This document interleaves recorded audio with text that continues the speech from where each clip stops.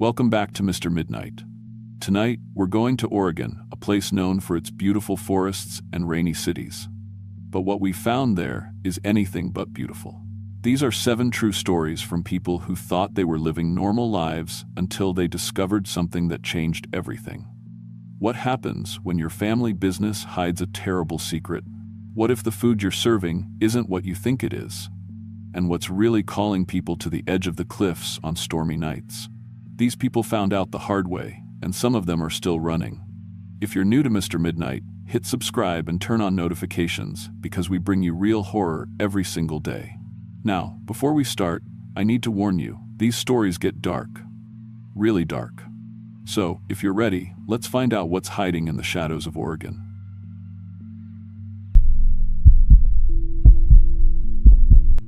My name is Maria Gonzalez, and I've been running my family's farm stand in Oregon's Willamette Valley for 8 years now. 3 generations of my family worked this land before me. My grandmother Elena started the stand in 1962 with just a card table and some tomatoes. I learned everything from her. How to test soil, when to plant, which seeds produce the sweetest corn. I thought I knew everything about farming. But what happened in October 2019 showed me that some family secrets should stay buried in the ground where they belong. The divorce papers were still fresh when I took over the farm completely. My ex-husband David never understood why I spent so many hours in the dirt when I could get a real job in town. After he left with his secretary, it was just me and my 8-year-old daughter Sophia trying to keep 3 generations of family history alive. The farm stand was all we had left. Our house, our income, our entire future depended on selling enough vegetables to pay the bills. Our little white stand sits right on Highway 99W, about 15 minutes south of McMinnville. Every morning at 6, I'd unlock the wooden shutters and arrange fresh produce in neat rows. Corn, tomatoes, squash, beans, all grown in the 20 acres behind our house. Sophia would help after school, counting change and charming customers with her gap-toothed smile. The regulars knew us by name: Mrs. Patterson, who bought corn every Tuesday; Bob Miller, who always wanted the biggest tomatoes; the young couple who drove down from Portland every weekend for our green beans. October was usually our best month. Harvest season brought crowds of people wanting pumpkins and winter squash. But 2019 felt different from the start. The weather had been strange all summer, too hot in July, then sudden cold snaps in August. My usual crops grew, but slowly, and the yields were smaller than normal. I was worried about making enough money to get through winter. That's when I remembered the box. After my grandmother died 2 years earlier, I'd cleaned out her bedroom and found a wooden seed box hidden under her bed. Inside were dozens of small paper envelopes, each one carefully labeled in her handwriting. Elena's special tomatoes, 1,987. Golden corn, good luck year. Magic beans, very important. I'd laughed at the time. Grandma Elena always had a superstitious side, claiming certain years brought bad luck crops and others brought prosperity. I figured they were just regular heirloom seeds she'd saved. But with money getting tight, I decided to try them. I planted the first batch in early September: tomatoes, corn, and green beans, in a small plot behind the main garden. The seeds looked old but healthy, dark and plump in my palm. Within 3 days, green shoots pushed through the soil. Within a week, they were twice as tall as my regular plants. By the end of September, I had tomatoes the size of softballs and corn stalks reaching 8 feet high. The vegetables looked perfect. Better than perfect, actually. Bright red tomatoes with smooth skin, corn kernels that seemed to glow golden in the sunlight, green beans so crisp they snapped loud enough to hear from 10 feet away. Customers started asking where I got my new seeds. Sales doubled overnight. "Maria, these tomatoes are incredible," Mrs. Patterson told me, clutching a bag of them to her chest like treasure. "They taste like nothing I've ever had before. Do you have more?" But there was something strange about the customers who bought from Elena's special plants. They came back the next day, and the day after that, always asking for the same vegetables, always buying more than usual. Bob Miller, who normally bought 2 tomatoes per week, suddenly wanted 2 pounds. The Portland couple drove down 3 times in 1 week just for green beans. "I can't stop thinking about them," the woman told me, her eyes a little too bright. "I dream about your vegetables. When will you have more?" I should have been happy. Business was booming, but the way they looked at the produce made my skin crawl, like they were starving and the vegetables were the only food left in the world. Then Sophia cut herself. It happened on a Tuesday afternoon in mid-October. She was helping me harvest the last of Elena's corn when she slipped and scraped her palm on a broken stalk. Just a small cut, nothing serious, but blood dripped onto the corn kernels in her basket. That's when I saw it. The corn kernels pulsed, like a heartbeat, and for just a moment, I swear, I saw thin red veins spreading under the golden skin, branching out like tiny blood vessels. I blinked, and they looked normal again. "Mama, look," Sophia whispered, staring at the corn. It moved. I grabbed the basket from her hands. The kernels felt warm, warmer than they should be in the cool October air. When I squeezed one gently, it felt soft underneath, like meat instead of vegetable. That night, after Sophia went to bed, I went back out to the special garden with a flashlight.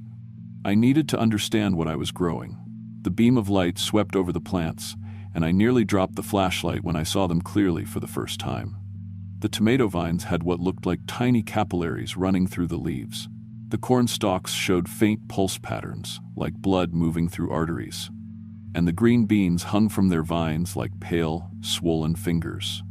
I ran back to the house and locked the door. The next morning, I tried to convince myself it was just shadows and imagination. But when Mrs. Patterson arrived at 8 a.m. sharp, I noticed something different about her. Her skin looked healthier, almost glowing. Her gray hair seemed thicker, and when she smiled, I saw that her teeth looked sharper than I remembered. "Maria, dear, do you have any more of those wonderful tomatoes?" she asked sweetly. I'd been feeling so much better since I started eating them. So much more energetic. I sold her the tomatoes because I needed the money. But I watched her through the window as she walked to her car. She didn't wait to get home. She bit into one right there in the parking area, juice running down her chin like blood. The way she ate it, with her eyes closed and little moaning sounds, made my stomach turn. More regulars came that day, and they all looked the same. Healthier, stronger, hungrier.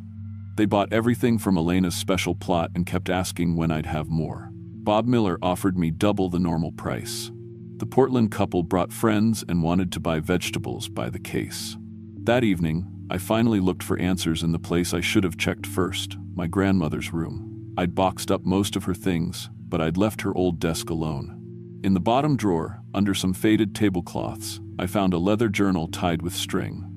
Elena's handwriting filled every page, dating back to 1962. The hungry ones came again today. Mrs. Chen wanted more carrots. I can see the change in her face. She's getting younger. The special seeds are working like always. Mama's recipe never fails. Planted new batch in the back field. Added the special ingredient like Mama taught me. The soil here is so rich because of all the feeding over the years. Note, never let Maria know about the compost pile. She's too soft-hearted. But someone has to keep feeding the land when I'm gone. The seeds need proper nutrition to work. My hands shook as I turned the pages. Entry after entry described decades of growing these special vegetables, of customers who became healthier and stronger after eating them, of feeding the land with proper nutrition. And on the last page, written in my grandmother's shaky handwriting, was a note addressed to me, "Maria, if you're reading this, you've planted the special seeds.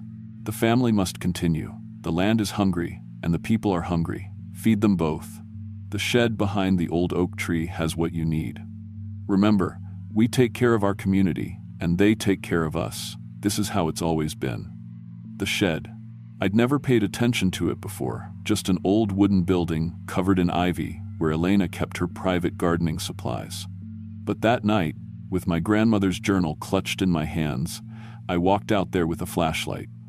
The smell hit me before I got the door open. Sweet and rotten at the same time, like fruit left too long in the sun.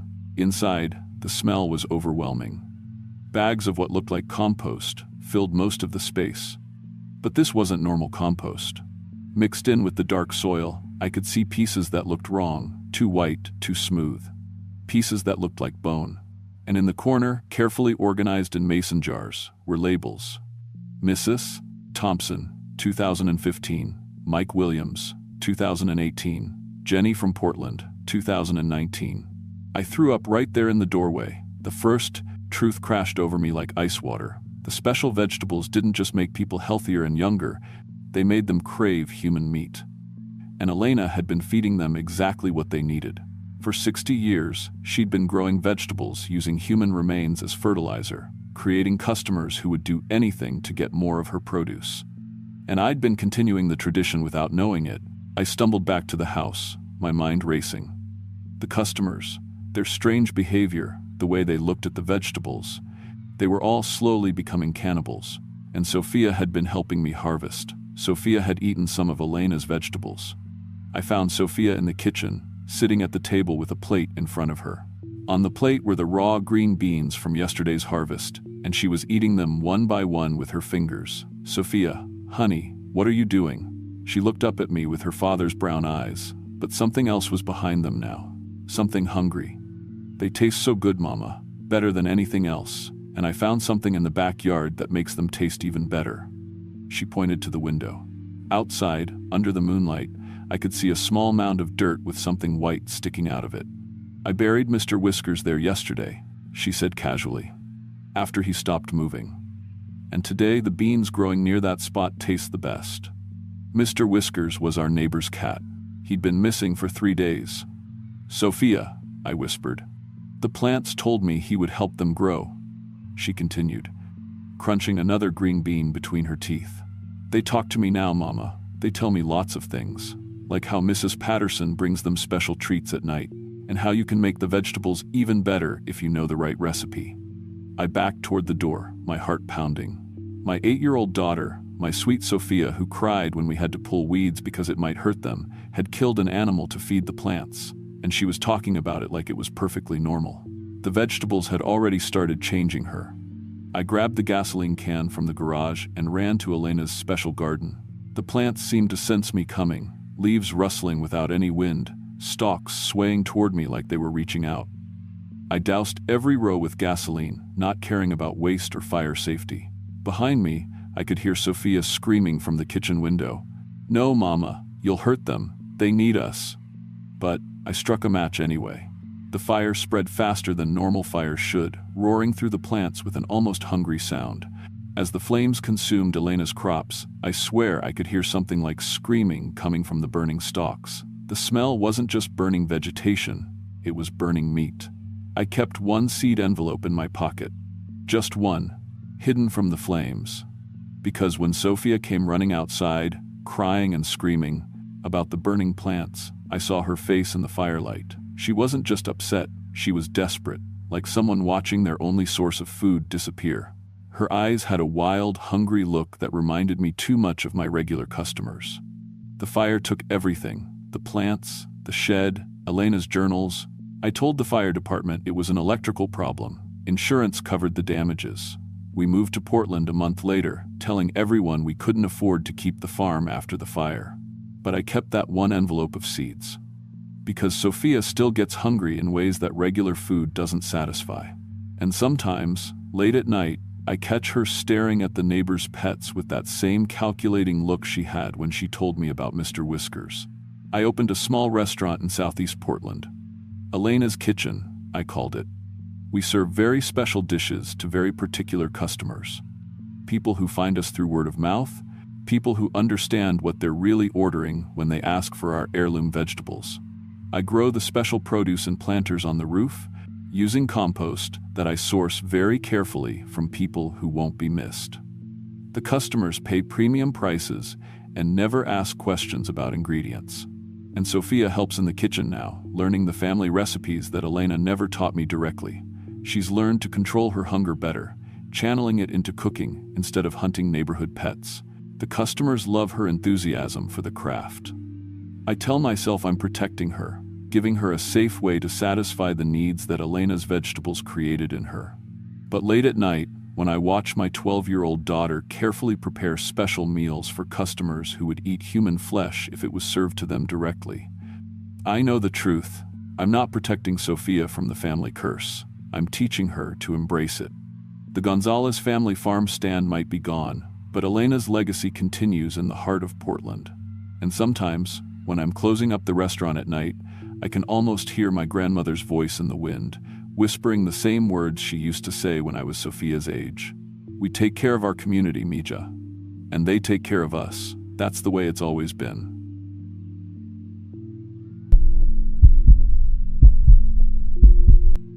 My name is David Kim, and I've owned Portland's Moonrise Coffee Roastery for 3 years now.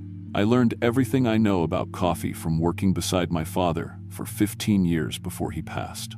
Dad came here from Seoul in 1985 with nothing but a strong back and bigger dreams. He worked as a dishwasher at this very building when it was still Romano's Italian restaurant, saving every penny for 30 years until he had enough to help me buy the place and turn it into what we both dreamed of. A real coffee shop that brought people together.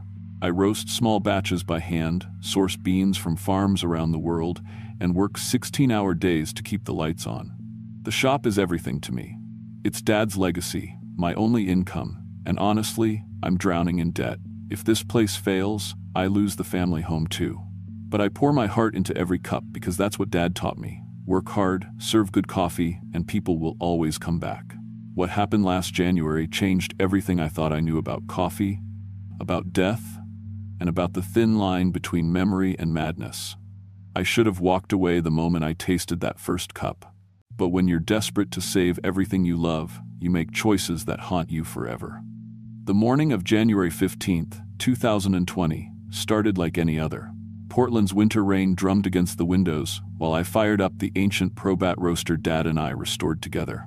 The machine's German engineering from 1954 still purred like a kitten, filling the shop with warmth and the rich smell of roasting beans. I was expecting a new shipment from my supplier, Marcus Chen, who ran Global Bean Network out of an industrial warehouse near the airport. Marcus had been in the coffee import business for 20 years and always delivered quality beans at prices I could actually afford. Small roasters like me depended on guys like Marcus to stay competitive with the big chains. My usual morning routine involved checking the moisture content of yesterday's roasts, updating the chalkboard menu, and brewing a pot of our signature blend for the early commuters. The shop occupied the ground floor of a 1,220 brick building in southeast Portland. 20 small tables filled the main room, with my roasting area visible behind a glass partition so customers could watch the process. The delivery truck pulled up right at 8 a.m. Marcus's driver, a quiet guy named Tony, wheeled in 3 burlap sacks on a hand truck. New Ethiopian variety, he said, handing me the paperwork. Marcus says this one's special, grown in volcanic soil. I signed the invoice. $847 for 60 pounds of green beans. More than I usually spent. But Ethiopian coffee commanded premium prices, and I needed something unique to attract new customers. Business had been slow since Starbucks opened 2 blocks away. The beans looked perfect. Medium-sized, uniform color, that fresh, grassy smell of quality green coffee. I pulled a small sample to test roast while Tony unloaded. The paperwork listed the farm as Eternal Rest Cooperative in the Sidamo region. I'd never heard of them, but new farms entered the specialty market all the time. Around noon, I roasted a small batch to test the flavor profile. The beans behaved normally, first crack at exactly 8 minutes, second crack starting at 11 minutes. I pulled them at 12 minutes for a medium roast, perfect for bringing out Ethiopian characteristics. But something felt off during the cooling process. Usually, coffee gives off a nutty, caramelized aroma while cooling. This batch smelled different, earthy, almost metallic. Like old coins or wet concrete. I figured it might be the volcanic soil Marcus mentioned. I ground a small portion and brewed a single cup using my pour-over setup. The coffee looked normal, dark amber with good clarity. The first sip hit my palate with expected Ethiopian notes, bright acidity, floral undertones. Then something else rushed in like a wave. Suddenly, I was 7 years old, standing in a kitchen I'd never seen before. A woman with gray hair was making pancakes, humming a song I somehow knew all the words to. The smell of bacon filled my nose, even though I was still holding the coffee cup. I could feel morning sunlight warming my small shoulders. Then I was back in my shop, gasping. The coffee cup had slipped from my hands, shattering on the concrete floor. My heart hammered against my ribs. What the hell just happened? I told myself it was stress, I'd been working too hard, sleeping too little. Maybe low blood sugar caused some kind of hallucination. I cleaned up the broken cup and tried to focus on the lunch rush. But I couldn't shake the image of that kitchen, or the feeling that the memory belonged to someone named Harold, who loved his wife's pancakes more than anything in the world. Over the next few days, I roasted the rest of the Ethiopian beans in normal batches. Customers loved the coffee. Mrs. Patterson, who came in every morning for a decaf latte, said it was the best coffee she'd ever tasted. "It reminds me of my grandmother's house," she said, tears forming in her eyes. James, a regular who worked at the bank downtown, ordered 3 bags to take home.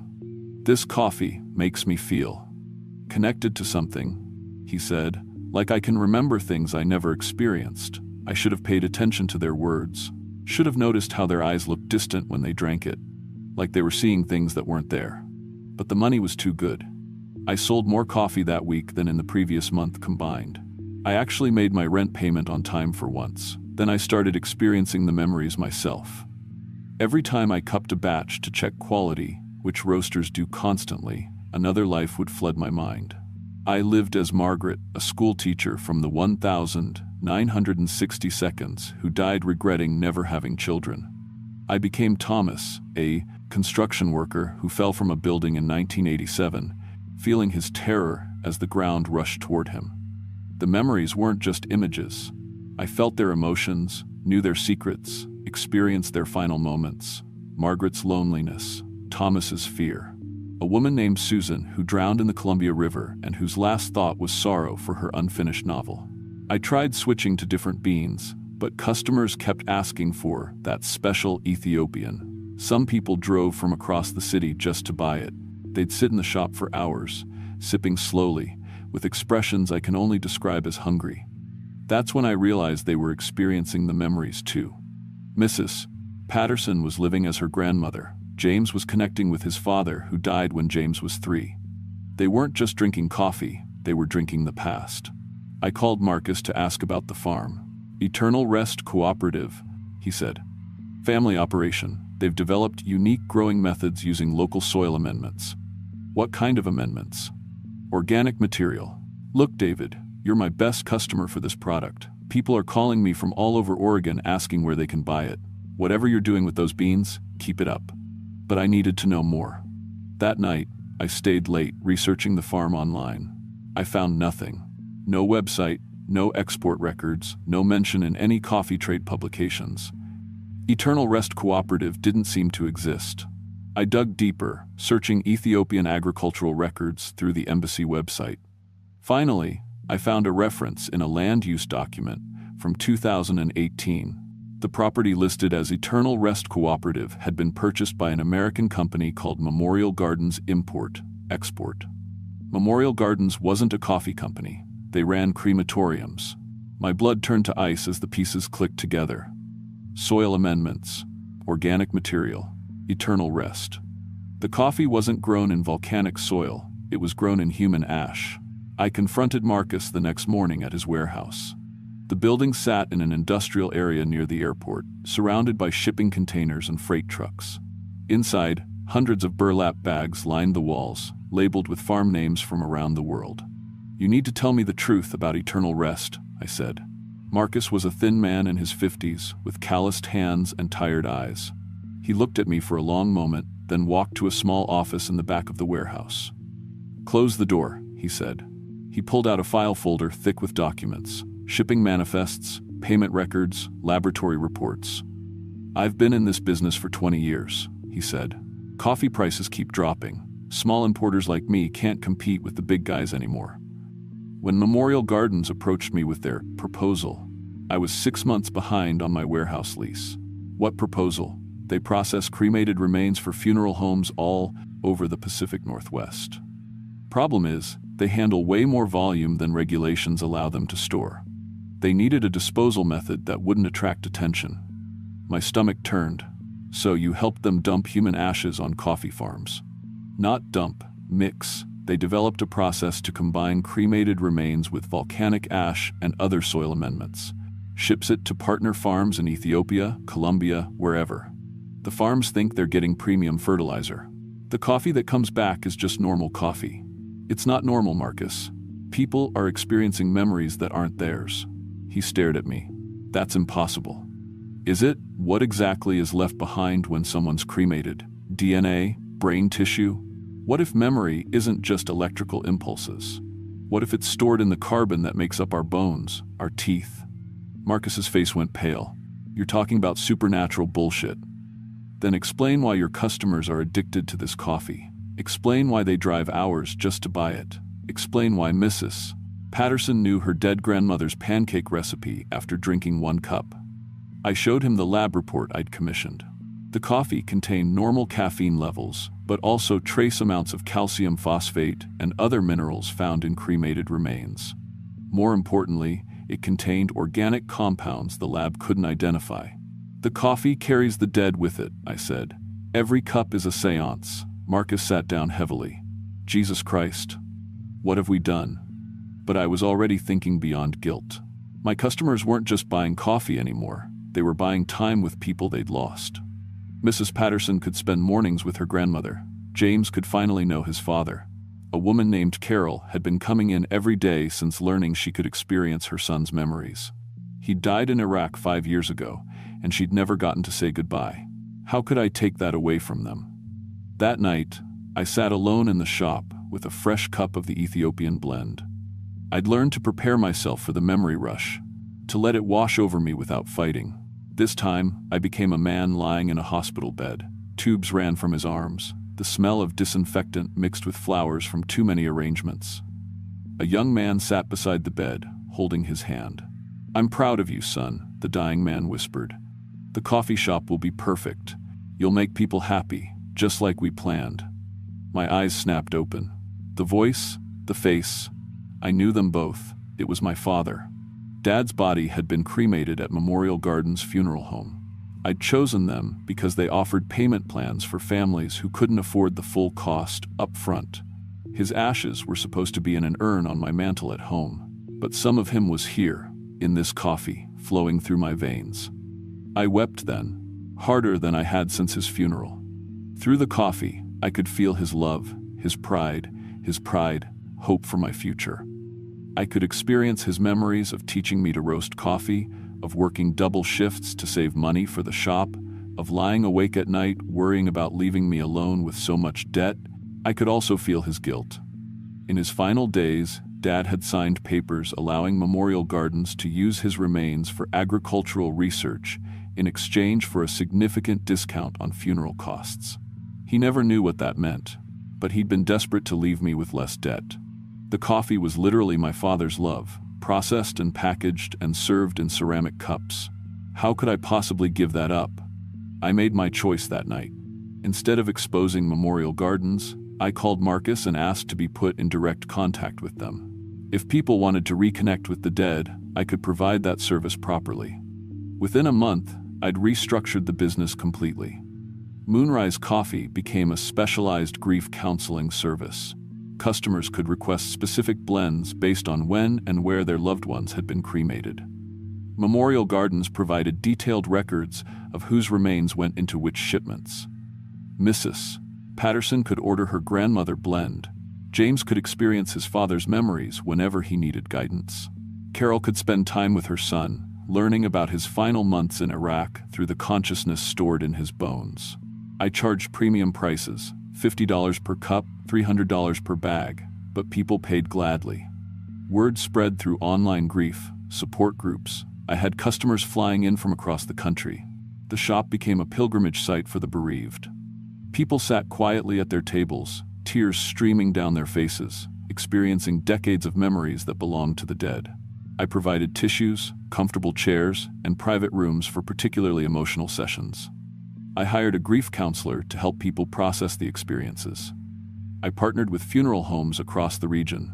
I developed a catalog system so customers could specify exactly which memories they wanted to access. And every morning, I started my day with my father's blend, experiencing his love and pride and hopes for my future. The business thrived beyond my wildest dreams. I paid off the debts, bought the building, opened 2 more locations. Local news ran a feature about my innovative grief therapy through coffee culture. But late at night, when I was alone in the shop, I sometimes wondered who I really was anymore. After 3 years of drinking the dead, my own memories had started to blur. Was this thought mine, or did it belong to Harold, who loved pancakes? Was this fear mine, or Thomas's, as he fell from the building? I don't know where David Kim ends and the collective consciousness of Memorial Gardens begins. But I know I've given hundreds of people the chance to say goodbye, to understand their loved ones' final thoughts, to experience love that transcends death. My father's dream was for this place to bring people together. He just never imagined how literally that would come true. If you've lost someone you love, if you need to know their final thoughts or experience their memories one more time, come to Moonrise Coffee. Ask for the special blend. Just remember, once you taste the dead, you can never go back to being fully alive.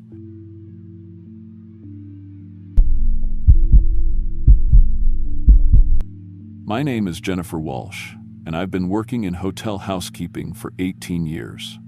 I started right after high school, cleaning rooms at a small motel in Portland.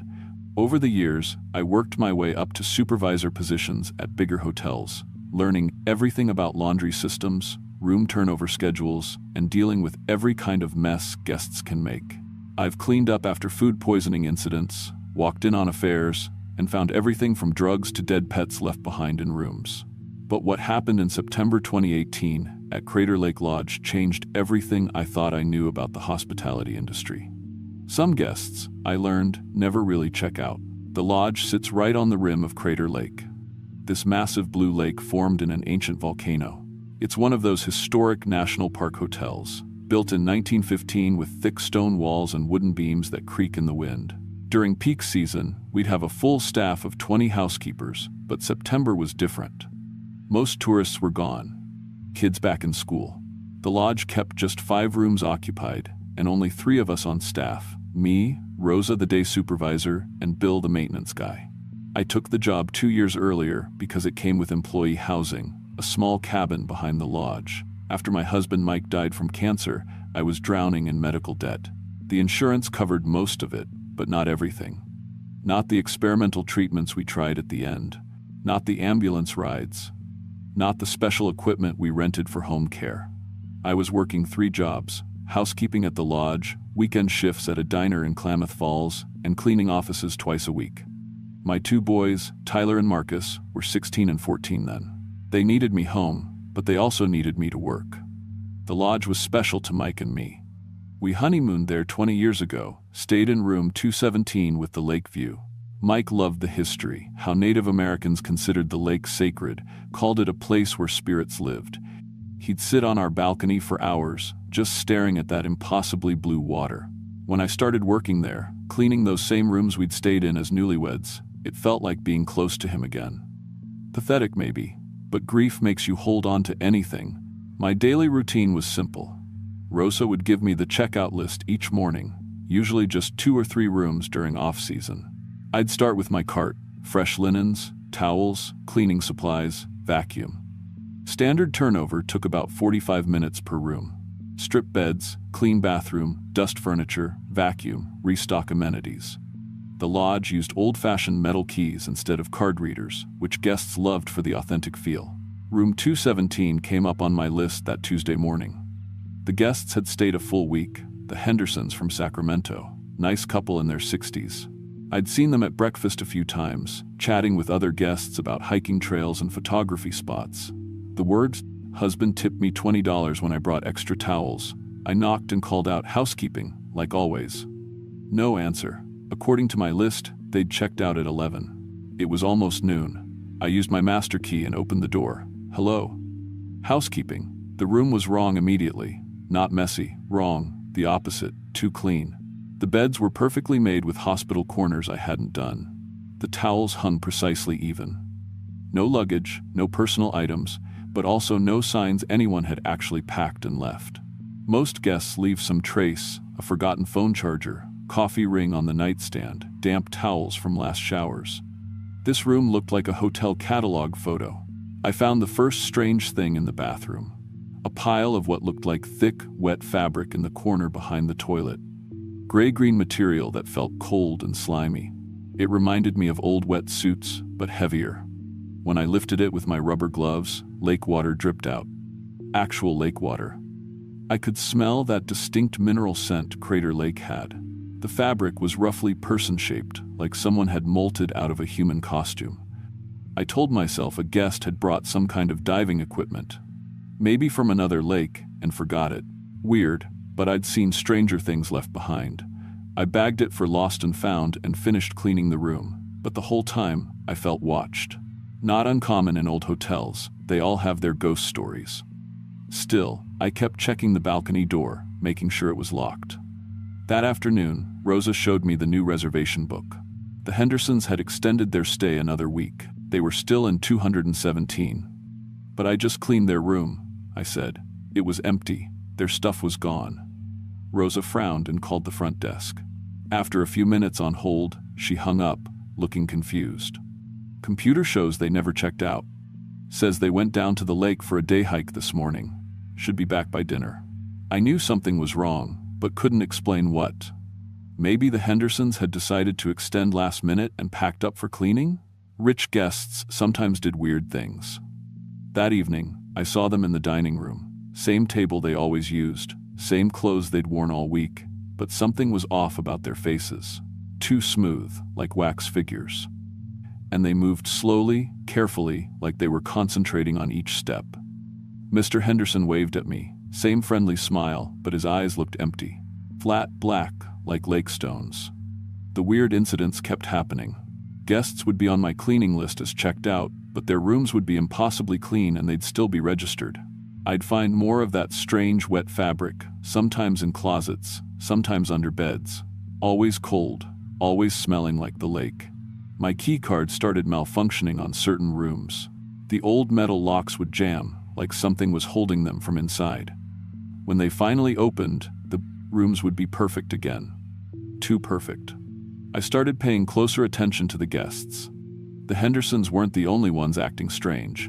The young couple in 203, the Patels, moved with that same careful deliberation.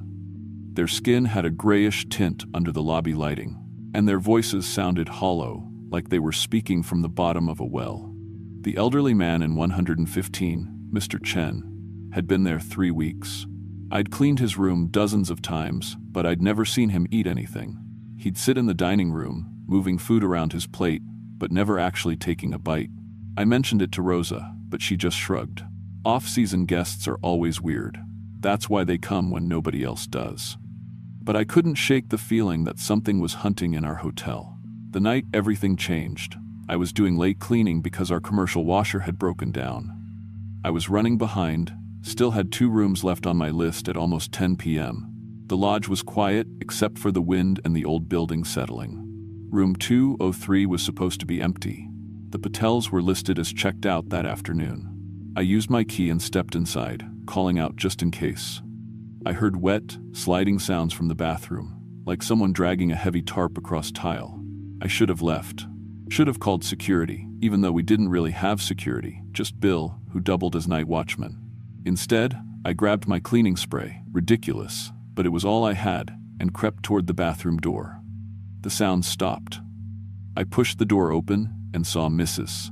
Patel standing in front of the mirror. Her back was to me, but I could see her reflection clearly. She was peeling off her skin. Not cutting or tearing, peeling like a wetsuit.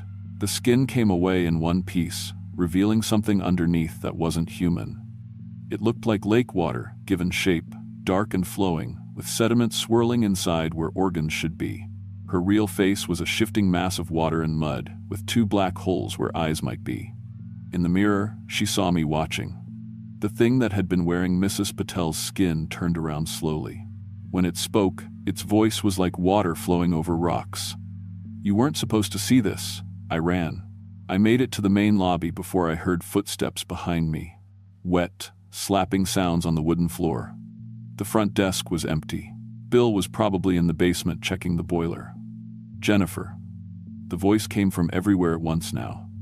Not just Mrs. Patel, but all the guests. All speaking together in that hollow, watery tone.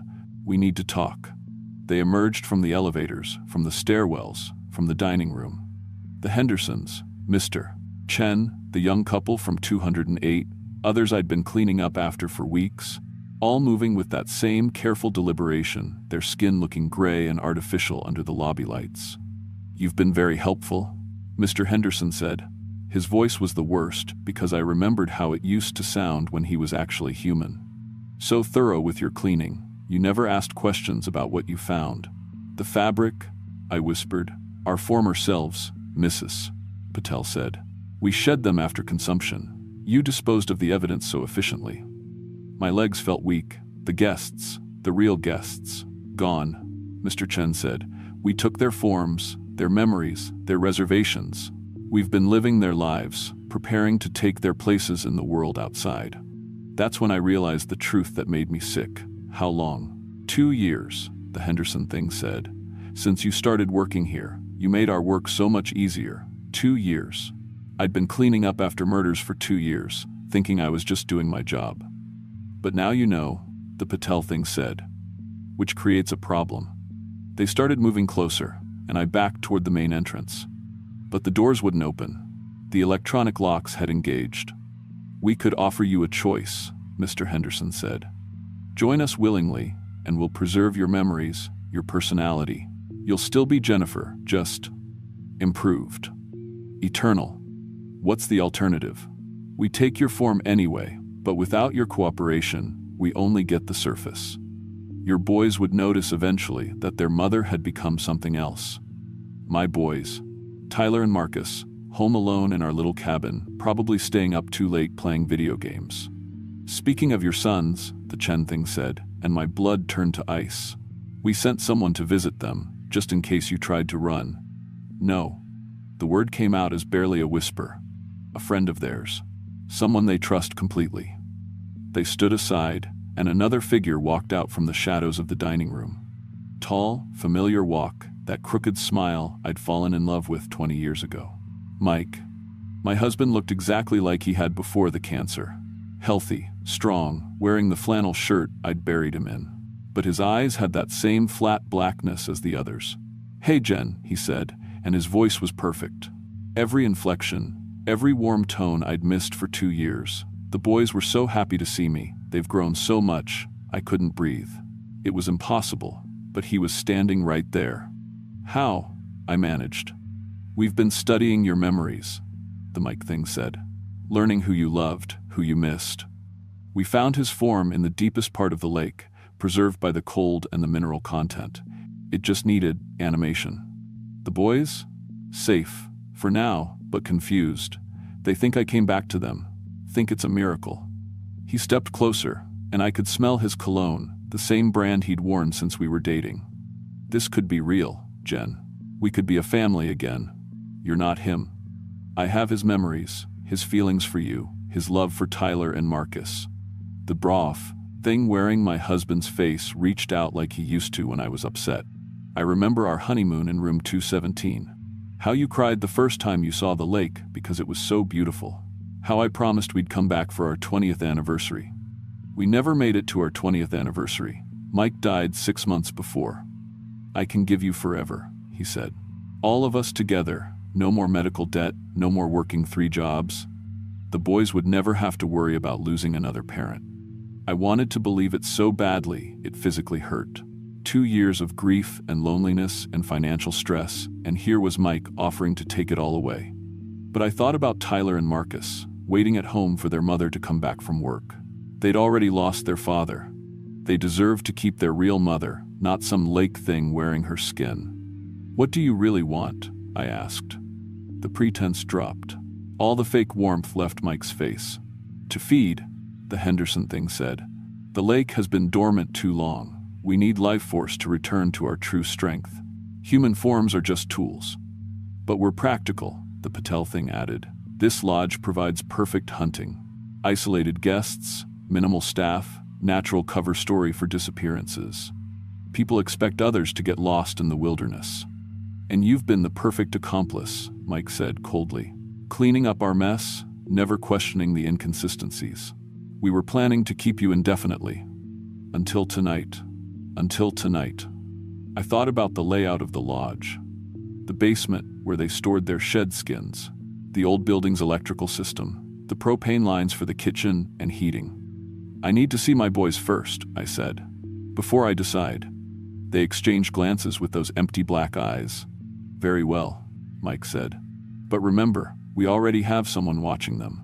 We walked outside together, this procession of fake guests and my dead husband. The night air was freezing, and the lake stretched out below us like a black mirror under the stars. Our cabin was a quarter-mile down the service road. Lights were on in the kitchen and living room. I could see Tyler's silhouette in the window, probably making his famous late-night grilled cheese sandwiches. Mike knocked on the door. "Boys, your mom's home."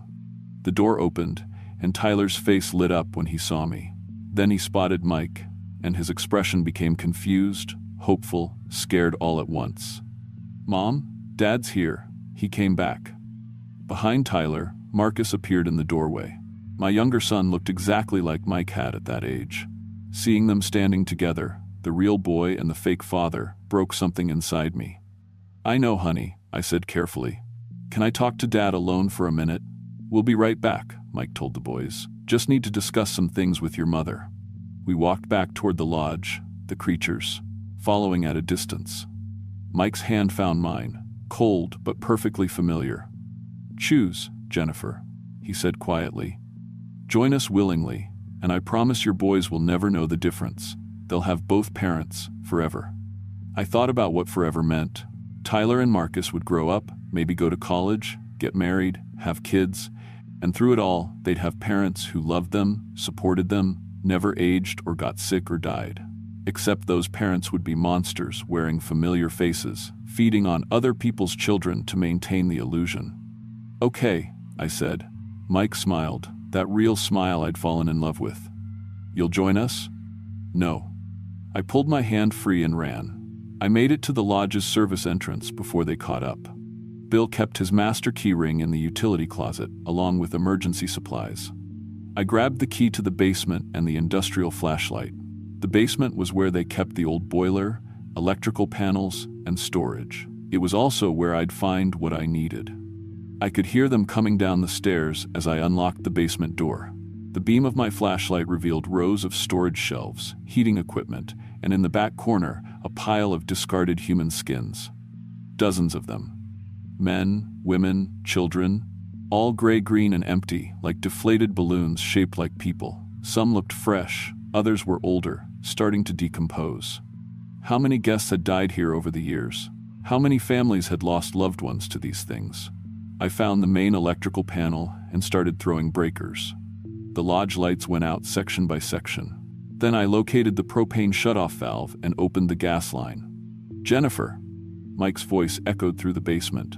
"Don't be stupid." I could hear them spreading out, searching.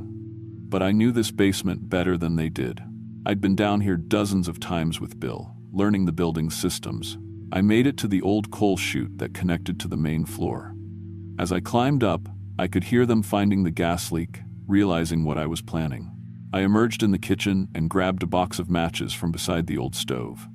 "Jennifer, stop." Mike appeared in the doorway. In the moonlight from the windows, he looked exactly like my husband. "This won't kill us. We'll just return to the lake, but you'll die, and your boys will be orphans." "Better orphans than prey," I said. I lit the match and dropped it down the coal chute. The explosion threw me across the kitchen and shattered every window on the ground floor. The basement became an inferno, and I could hear inhumans shrieking as the stored skins burned. When I made it outside, the lodge was fully engulfed. The flames reflected off the lake like a second fire burning underwater. The creatures staggered out of the building, their human disguises melting away. Without the stored skins, they couldn't maintain their forms. They dissolved into pools of dark water and sediment, flowing back toward the lake. Mike was the last to emerge. Even as his borrowed skin burned away, he looked at me with those empty black eyes. "You've doomed your children," he said in a voice like drowning. "We know where they live." Then he melted too and flowed down the hillside toward the water. I ran back to the cabin, expecting to find Tyler and Marcus dead or missing. Instead, I found them asleep on the couch, Marcus curled up against his older brother. They'd fallen asleep waiting for us to come back. The official investigation concluded that an electrical fire had destroyed the lodge. The insurance company paid out, and the Park Service decided not to rebuild. Too expensive, too isolated, too many liability issues. I moved the boys back to Portland that fall, found work at a downtown hotel where the worst thing I deal with is normal human grossness. We never talked about that night, about why their father disappeared again so suddenly. How could I explain that the man they'd thought was their daddy returned from the dead had been something else entirely, something that wanted to wear their skin? Sometimes I wonder if I made the right choice. Tyler's struggling in college now, working part-time to help with expenses. Marcus is angry all the time, acting out because he misses Mike. Maybe if I'd let the creatures keep their disguises, my boys would have been happier. They'd have had a father, even if he wasn't real. But late at night, when I can't sleep, I remember those storage rooms full of empty skins, all those families who lost someone to those things. And I know I chose right. The lake is still there, still impossibly blue. The Park Service runs boat tours now, and tourists take thousands of photos every summer. But sometimes, rangers report strange things. Guests going missing on hiking trails. Families checking into the new visitor center and never checking out. Last month, Tyler asked if we could visit Crater Lake for spring break. Said he wanted to see the place where Dad and I honeymooned, where we'd been happy. I told him no. Some places are better left alone. Some guests should never check out. And some hosts should never let them stay.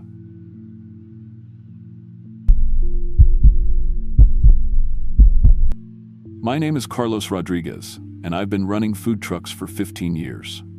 I started with a beat-up cart selling tacos outside construction sites, working 18-hour days just to make rent. Now I own Abuela's Kitchen, the most popular truck in the Southeast Portland pod. I serve my grandmother's authentic Mexican recipes to lines of customers every single day. I've fed thousands of people, helped dozens of immigrant families start their own businesses, and saved enough money to send my daughter Maria to college next year. But what happened in July 2020 changed everything I thought I knew about the food industry in Portland. What I discovered wasn't just criminal, it was evil beyond anything I could imagine. The food truck pod on Division Street was my second home. 27 trucks packed into a converted lot, serving everything from Korean BBQ to vegan donuts. We all knew each other's kids, covered for each other during emergencies, and shared supplies when someone ran short. The city health department visited monthly for routine inspections. Same guys, same clipboards, same questions about refrigeration temperatures and hand washing stations. I worked every day from 5 in the morning until midnight. Maria helped after school, taking orders while I cooked. The truck was our family's entire future. Every dollar saved was another step toward the American dream my grandmother told me about before she died. The recipes I used were hers, passed down through 4 generations. The green salsa that made people cry with happiness. The carnitas that took 8 hours to cook perfectly. The mole that required 23 ingredients mixed in exactly the right order. These weren't just recipes. They were my family's survival, our proof that we belonged in this country. July was our busiest month. The lunch crowds were huge, and I'd started catering special events for some of Portland's high-end restaurants. They paid premium prices for what they called authentic street food experiences for their wealthy customers. I was proud that fancy chefs wanted my grandmother's food at their elegant parties. That's when I met Inspector Davidson. He was new, younger than the usual inspectors, with expensive-looking clothes and a briefcase instead of a standard clipboard. He spoke perfect Spanish, which impressed me at first. Most inspectors barely knew how to pronounce carnitas. "Mr. Rodriguez," he said, checking my permits. "I hear you're expanding into catering work." "Yes, sir. 3 restaurants now. They love my grandmother's recipes." He nodded, making notes. "I might have some additional opportunities for you. Premium events, very exclusive clientele." I was excited. More catering meant more money for Maria's college fund. That night, he returned with a cooler full of meat. "Special beef," he said, "grass-fed, organic. The restaurants pay extra for this quality. I can get you wholesale prices, but you have to use it for the catering jobs only." The meat looked expensive, dark red, perfectly marbled. I'd never seen beef cut quite like this, but Davidson assured me it was the highest grade available. The restaurants would expect this quality for their premium events. I used the special beef for my first catering job the next week, The carnitas came out differently than usual, richer, more complex. The customers raved about the flavor. The restaurant ordered double portions for their next event. But something bothered me about the meat. The texture was different. The way it cooked was strange. And there was a taste underneath the seasonings that I couldn't identify. It reminded me of something from my childhood in Guadalajara, something I'd tried hard to forget. When I was 8 years old, during the worst of the cartel violence, my family hid in our basement for 3 days. We ran out of food, and a neighbor brought us meat from somewhere. My mother cooked it without asking questions. We were starving. But even as a child, I knew something was wrong with that meat. It tasted like fear, like desperation, like something that wasn't supposed to be food. The special beef tasted exactly the same. I tried to push the thought away. I was being paranoid. Childhood trauma makes you imagine things. This was expensive American beef from legitimate suppliers. Inspector Davidson had all the proper documentation, but then other food truck owners started disappearing. Miguel from the pupusa truck failed his inspection in early August. Something about improper storage temperatures, though his refrigeration had always been perfect. He couldn't afford the fines and had to close down. Nobody had seen him since. Carmen from the tamale cart disappeared after a surprise inspection. Her truck sat empty for weeks before someone hauled it away. Her family said she'd gone back to Mexico suddenly, but Carmen had 3 kids in Portland schools. She would never leave them. Jose from the elote stand vanished after failing an inspection for unsanitary conditions. I'd eaten at his cart hundreds of times. It was always spotless. All 3 inspections were conducted by Davidson. I started paying closer attention to the other inspectors. They asked normal questions, checked normal things, but Davidson always came alone, always in the evening, always with that expensive briefcase, and he always offered special opportunities to the truck owners who were struggling. In September, I followed him after an inspection. He drove to a warehouse in southeast Portland, not to any city building. I watched from my car as he unloaded coolers from his trunk. Through a loading dock window, I could see people in white coats working at metal tables, cutting meat with surgical precision. It wasn't a normal butcher shop. The cuts were too careful, too specific, and the workers moved like they were dissecting something, not just processing beef.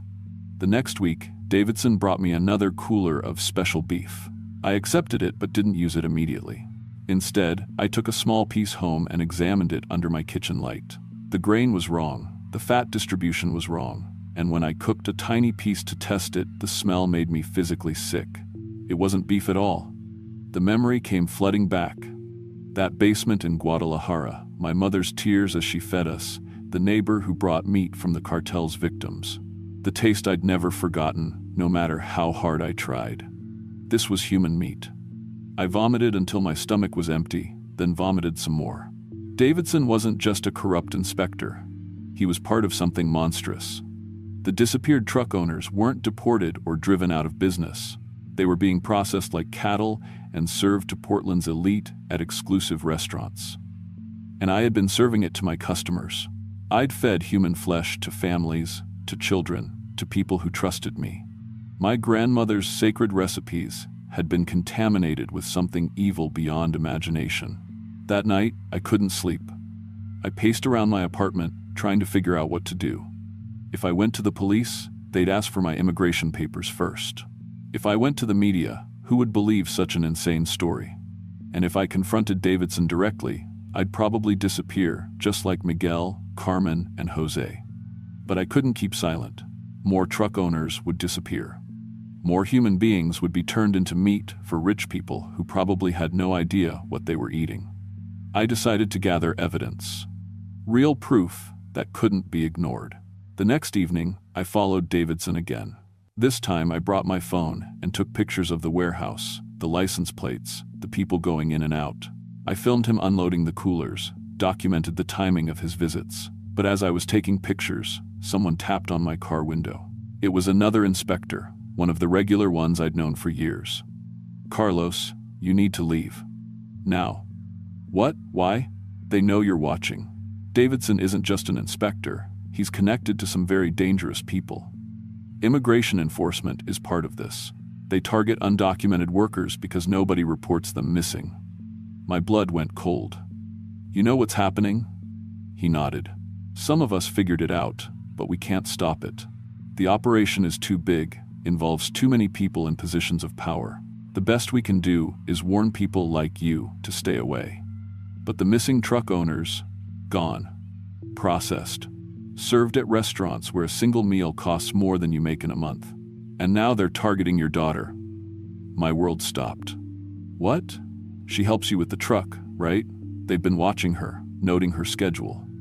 Young, undocumented, nobody would look too hard if she disappeared. They're planning to take her during tonight's inspection. I drove back to the food truck pod faster than I'd ever driven in my life. Maria was there, cleaning up after the dinner rush, like always. She smiled when she saw me, not knowing she was in mortal danger. Davidson's car was already in the parking lot. I grabbed Maria and told her to stay in the truck, lock the doors, and call 911 if anything happened to me. Then I walked over to where Davidson was setting up his inspection equipment. Inspector Davidson. He looked up, smiling that fake friendly smile. Carlos, perfect timing.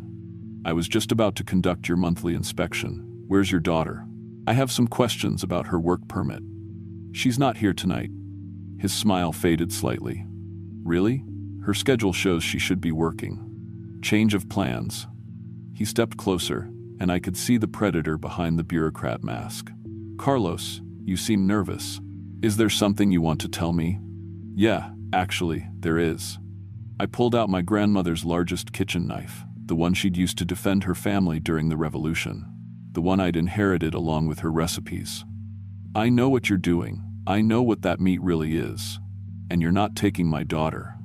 Davidson laughed. You think you understand what's happening here? This operation feeds some of the most powerful people in the state. Judges, politicians, business leaders. They pay extraordinary amounts for the exclusivity, for the ultimate taboo experience. You're just a truck owner, Carlos. Nobody will believe you. Maybe not, but I'll die before I let you hurt my family. He reached into his briefcase and pulled out a gun. That can be arranged. I threw the knife before he could aim properly. It caught him in the shoulder, spinning him around. He fired wildly as he fell, shattering my truck's window, but missing me. I grabbed his gun and stood over him as he bled on the asphalt. The police are already on their way. I lied. Everything's going to come out. He laughed, blood frothing on his lips. You think this ends with me? There are dozens of us. Hundreds of customers. The demand will never stop, and there are always more undocumented workers. But he was wrong about one thing. I wasn't just a truck owner anymore. I took his phone and photographed everything. His contacts, his text messages, his emails. I found addresses of the warehouse, the restaurants, the storage facilities, names of customers, suppliers, other inspectors involved in the operation. Then I called the one person I knew I could trust, the inspector who'd warned me. Within an hour, Maria and I were in a car driving toward the California border. We couldn't stay in Portland, couldn't trust the police or immigration services. Too many people were involved in the conspiracy. But I had uploaded everything to cloud storage before we left. Photos, videos, documents, testimonies, insurance that the truth would come out even if something happened to us. We've been moving ever since. New cities, new identities, new food trucks. But now we serve a different purpose. I use my network of immigrant contacts to warn people about hunting operations in different cities. When I hear about inspectors asking unusual questions or offering special deals, I pass along warnings. When other truck owners start disappearing, I help their families escape before they become victims. My truck has become a mobile warning system, a way to protect people who have no legal protection. The Portland operation was shut down 6 months after we fled. The federal investigation found evidence of at least 37 victims, but I know the real number was much higher. Several restaurants were closed, a few low-level people were arrested. But the customers? The wealthy people who paid premium prices for human flesh? Most of them were never identified, never charged. They had too much money, too many connections. And I know similar operations exist in other cities. Maria starts college next month. Not in Portland like we'd planned, but in a small town where nobody asks too many questions. She wants to study criminal justice now, to help protect people like us. My grandmother's recipes still feed people, but they've taken on a new meaning. Every meal is an act of resistance, a declaration that we deserve to exist with dignity and safety. Every day, I serve food to people who remind me that most human beings are good, that they would be horrified to know what some among them are capable of. But late at night, when I'm cleaning the truck alone, I still remember the taste of that special beef. I remember the customers who complimented the rich flavor of those catered meals. And I know that somewhere out there, the hunting continues.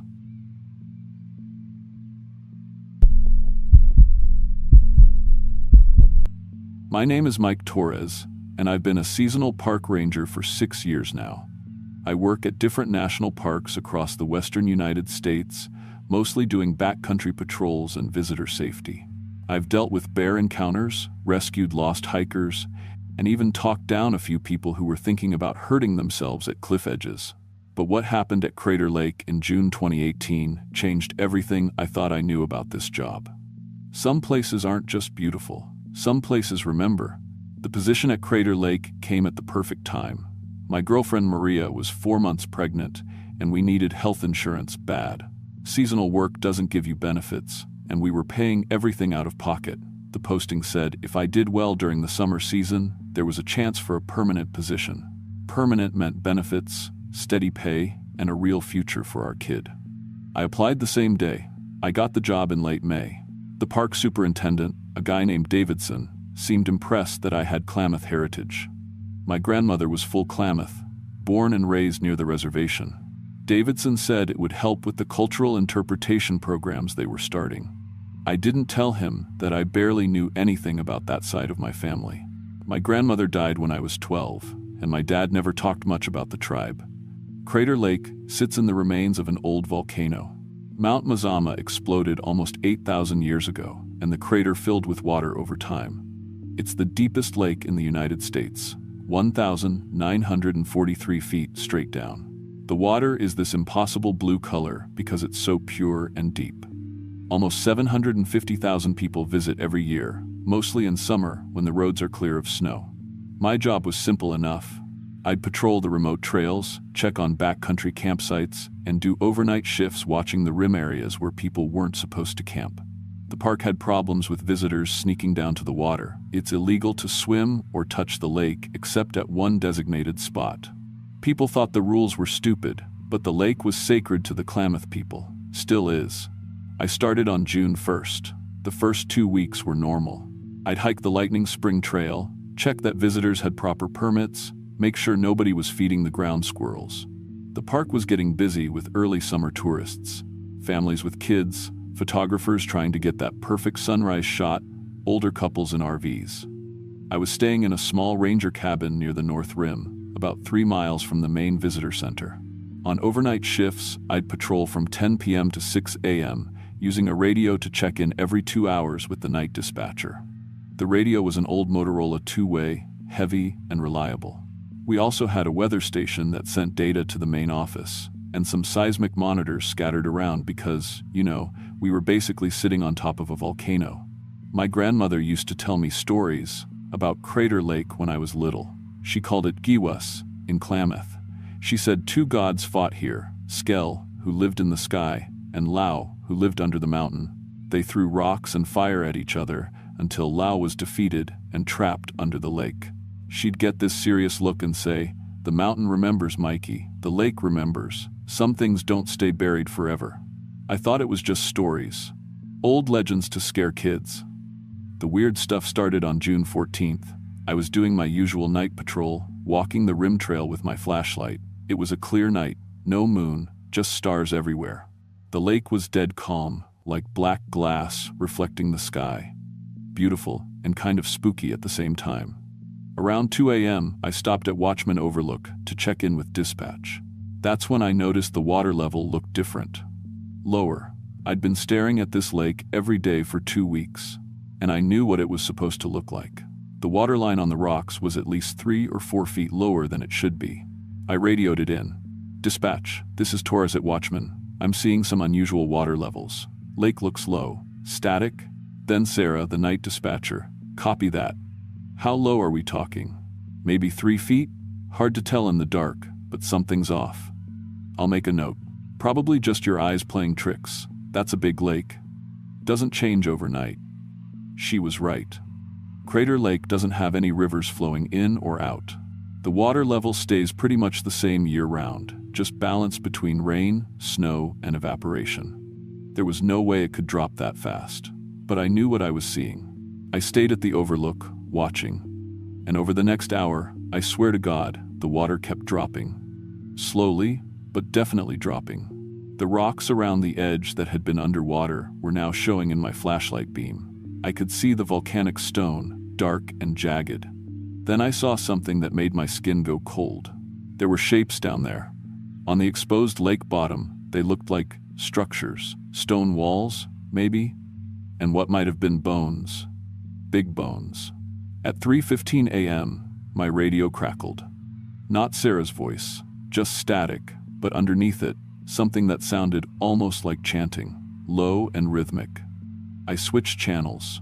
The sound was on every channel. Then my radio died completely.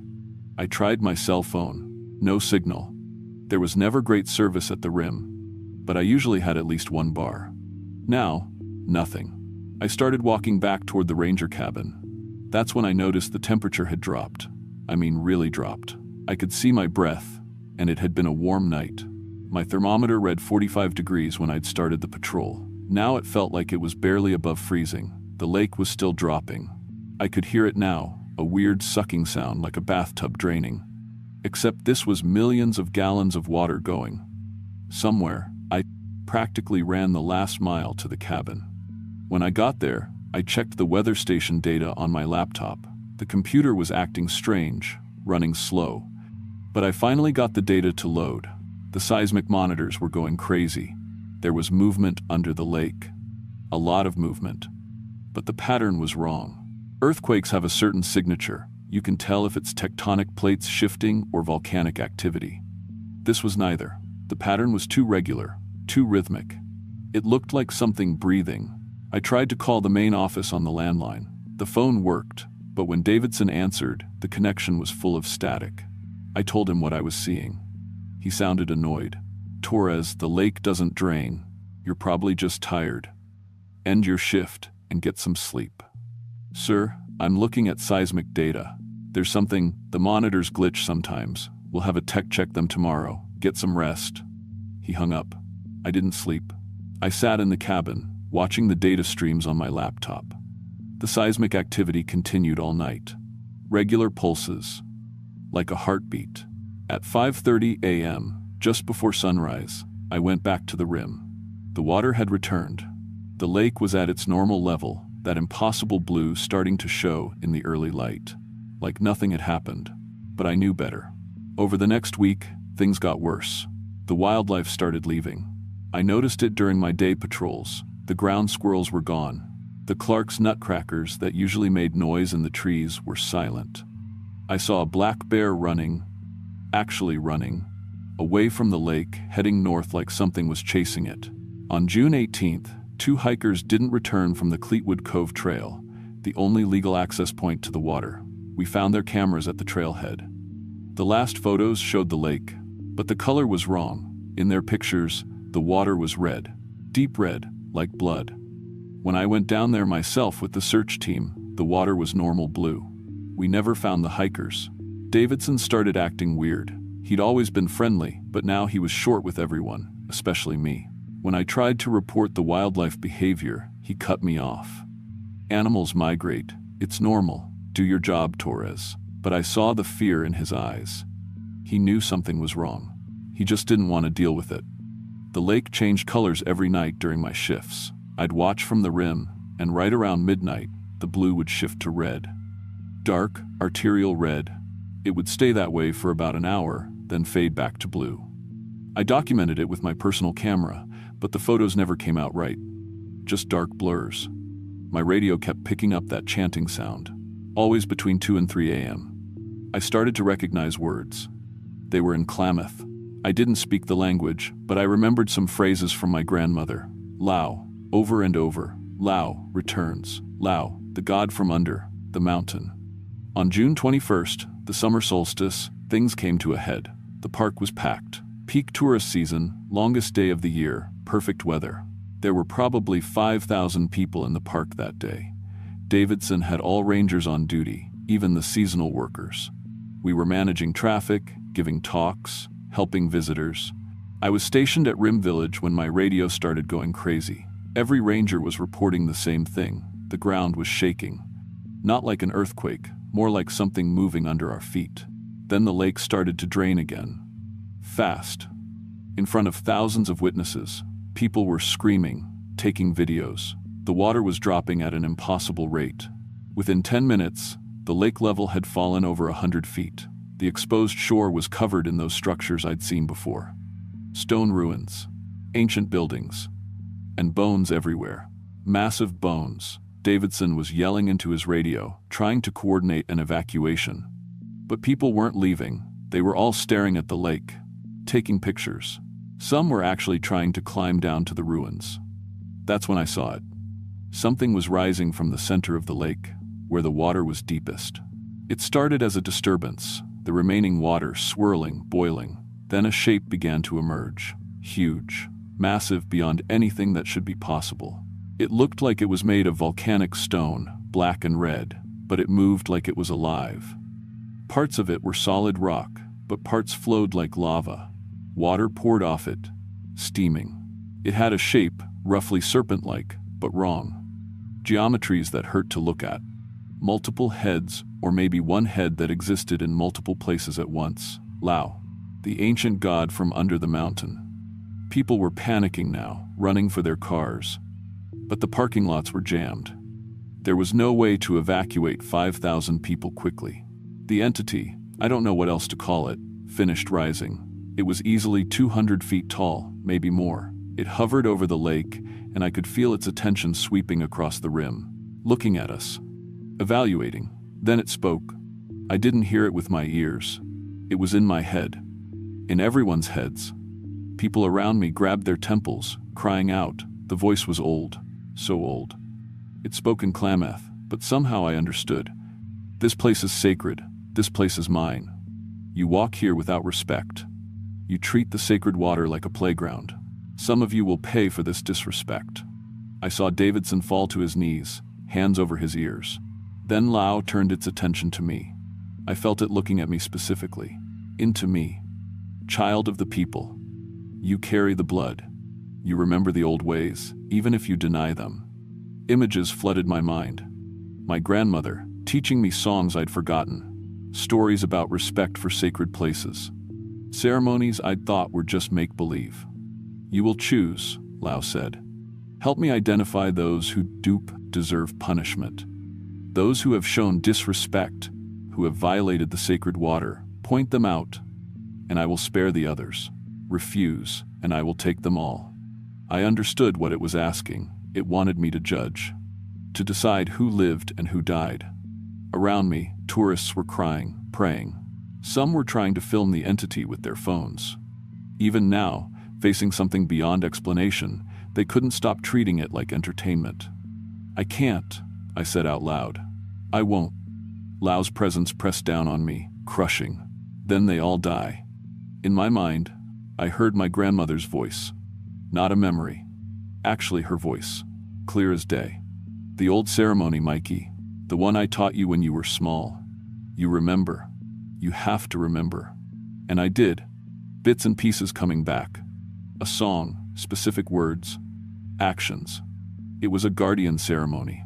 The Klamath had guardians once, people who stayed at sacred sites to maintain the balance between the spirit world and ours. The cost of the ceremony was steep. The guardian couldn't leave. Ever. They became part of the sacred place, protecting it, keeping the ancient spirits at peace. I'd be giving up everything. Maria, our baby, any chance at a normal life, but 5,000 people would live. I started singing. The words came back, muscle memory from when I was 9 years old, sitting with my grandmother by a fire. The song of binding, the song of guardianship. Lao recoiled.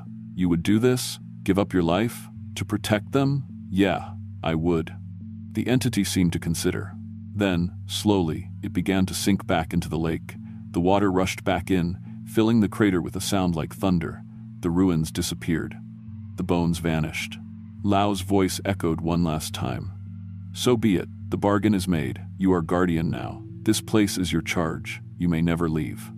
The ground stopped shaking. The water returned to its normal impossible blue. Tourists were running to their cars, a panicked mass evacuation. Davidson found me sitting on a bench at the rim. He looked like he'd aged 10 years. What the hell was that? He asked. Something old, I said. Something that was here first. He studied my face. You're not leaving, are you? No, I can't. He nodded slowly, like he understood. Maybe he'd seen something like this before. Maybe every park has its secrets. I'll process your paperwork for the permanent position, he said quietly. Full benefits, family housing, whatever you need. That was 3 years ago. Maria didn't understand at first. I told her I got the permanent job, that I couldn't leave the park. She brought our daughter, Sophia, to live here with me for the first year. But it was hard, isolated. Eventually, she moved back to Portland. I see Sophia every few weeks when Maria brings her to visit. It's not the life I wanted, but it's the life I chose. I patrol the rim every night. The seismic monitors don't register anything unusual anymore. The lake stays calm. Tourists come and go, most of them respectful, some not. When someone starts to show real disrespect, trying to sneak down to the water at night, throwing trash in the lake, vandalizing the sacred sites, I feel Lau's attention shift. I feel the lake start to respond. That's when I intervene. I talk to them, educate them. Sometimes I have to be stern. Sometimes I have to escort people out of the park. But I keep the balance. I'm not just a park ranger anymore. I'm a guardian. This is my post, my responsibility. Forever. Some nights, when the moon is dark and the stars are bright, I stand at the rim and look down at that impossible blue water. I can feel Lau down there, ancient and patient. We have an understanding now. A bargain. I protect the sacred place. I teach people respect, and in return, the entity stays asleep. My grandmother was right about one thing. Some places do remember, and some debts have to be paid. If you ever visit Crater Lake, treat it with respect. It's more than just a beautiful place. It's sacred, it's alive, and it's protected. I'll make sure of that.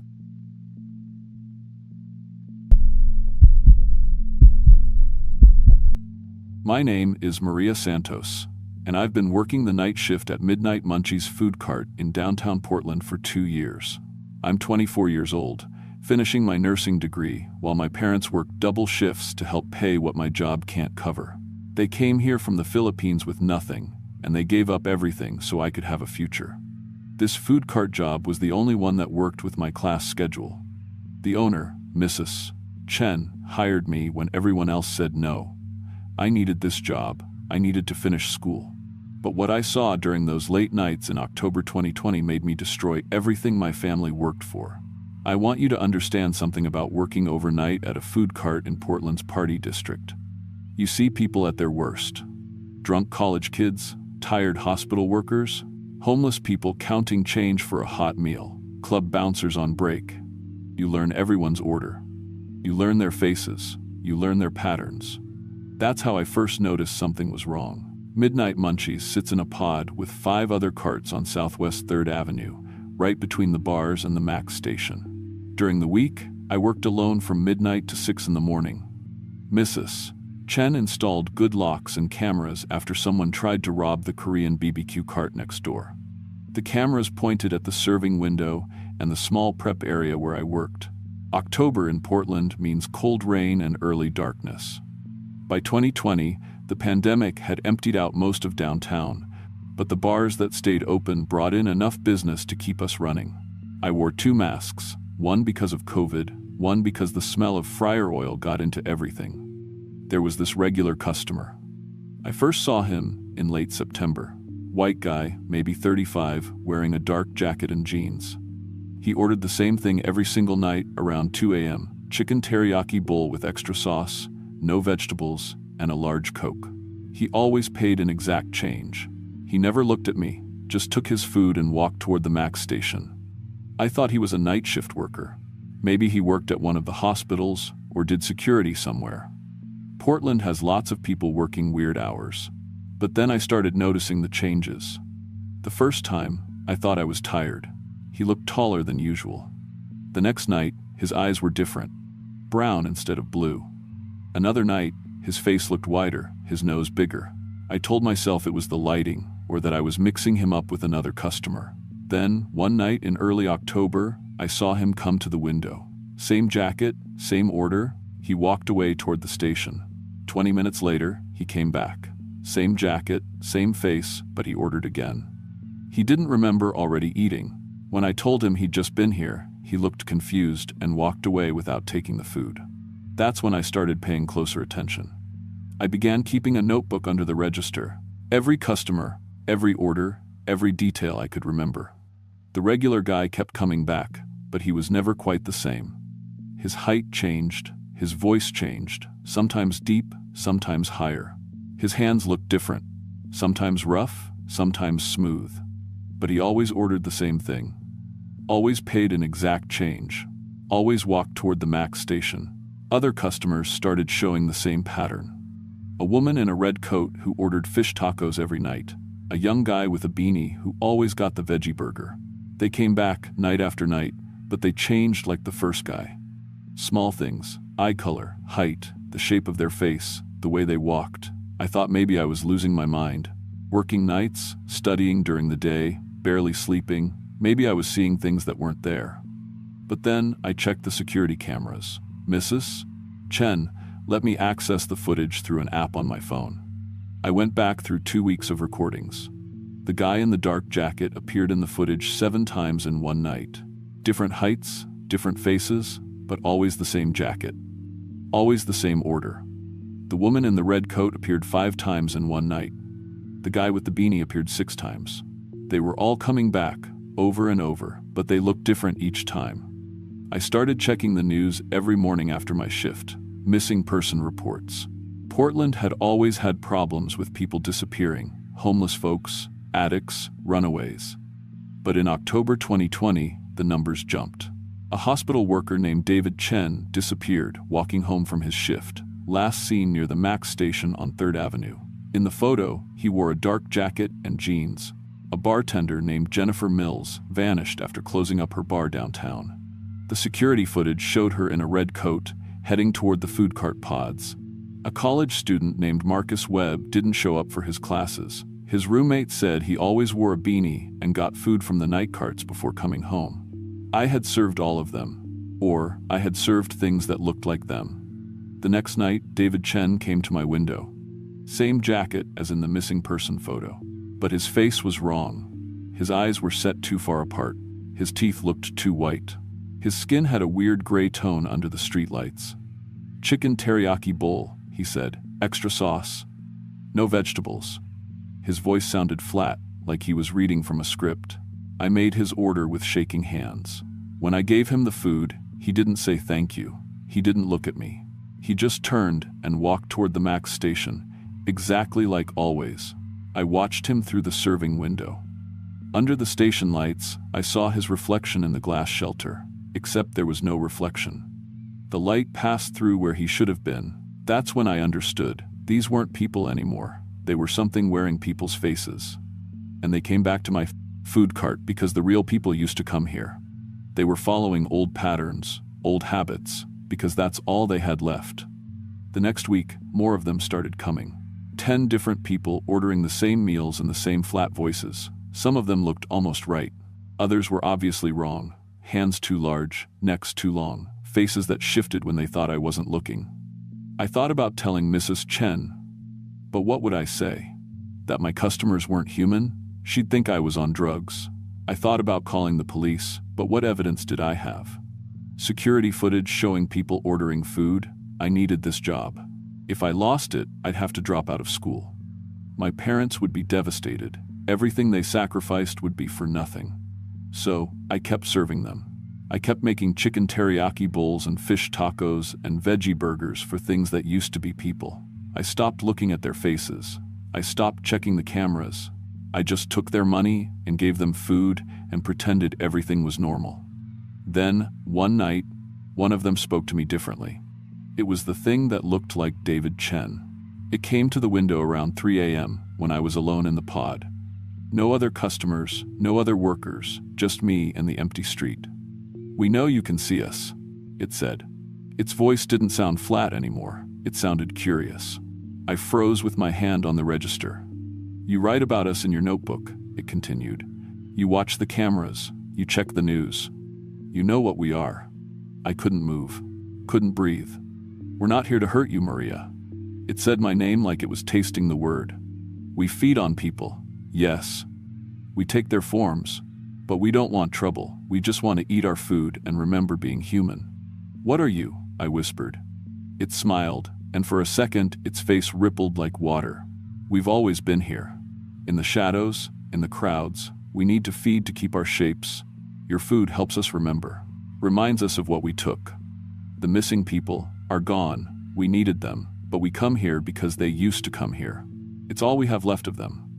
It leaned closer to the window. "We could use someone like you, someone who knows. Someone who won't ask questions. I don't understand. You're tired, Maria, working all night, studying all day, barely sleeping, failing your classes." It tilted its head. "We could help you. One of us could take your place here. Work your shifts. You'd never have to come back. You could focus on school full time. Your parents would never know the difference."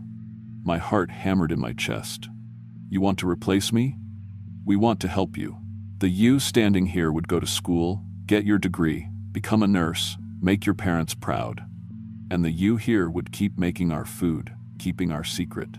Everyone wins." It slid exact change across the counter. "Think about it. We'll be back tomorrow." I didn't sleep the next day. I lay in bed staring at the ceiling of my apartment, thinking about what it had offered. A perfect copy of me working the cart while I focused on school. No more exhaustion, no more falling asleep in class, no more failed exams. But it wouldn't be me.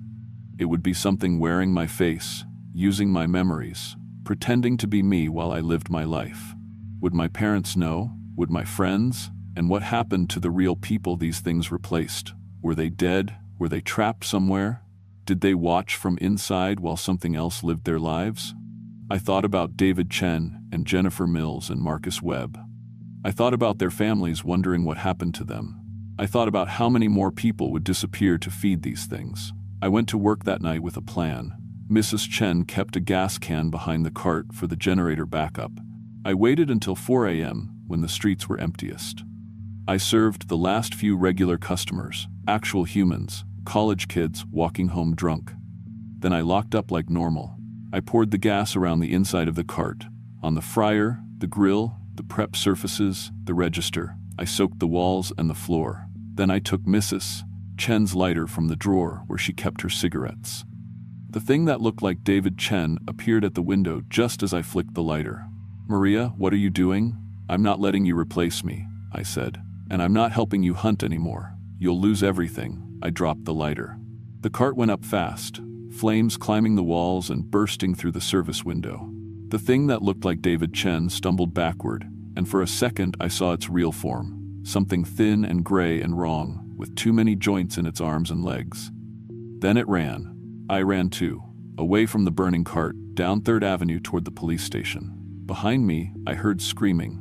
Not human screaming, but something higher and stranger.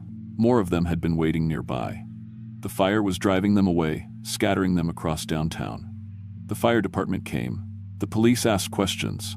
Mrs. Chen pressed charges, then dropped them when I explained I'd had a mental breakdown from stress. My parents cried. My school put me on leave. I lost my job, obviously. I had to drop out of nursing school. The tuition money was gone, and no one would hire me after what happened. My parents kept asking what went wrong, why I destroyed everything we'd worked for. I couldn't tell them the truth. The missing person reports stopped for a few weeks after the fire. Then they started again, but spread out across Portland. Southeast, Northwest, even out in Beaverton and Gresham. The things I'd scattered were establishing new hunting grounds, new patterns. I spent my savings on a camping backpack and warm clothes. I've been homeless for 6 months now, moving between shelters and sleeping in doorways. During the day, I watch the MAX stations. At night, I watch the late-night restaurants and food carts. I've learned to spot them better now. The way they move, just slightly wrong. The way they order the same thing every time. The way they have no reflection in windows. When I find one, I follow it.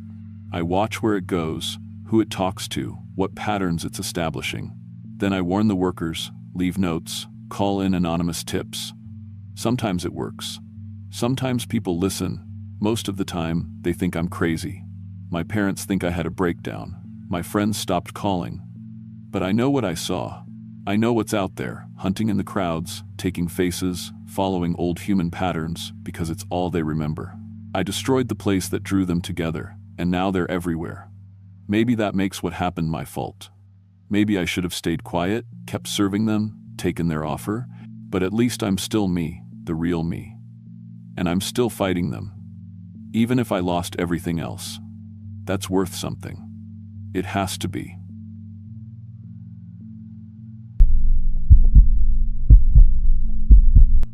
My name is Tom Walsh, and I've been a lighthouse maintenance technician for 12 years.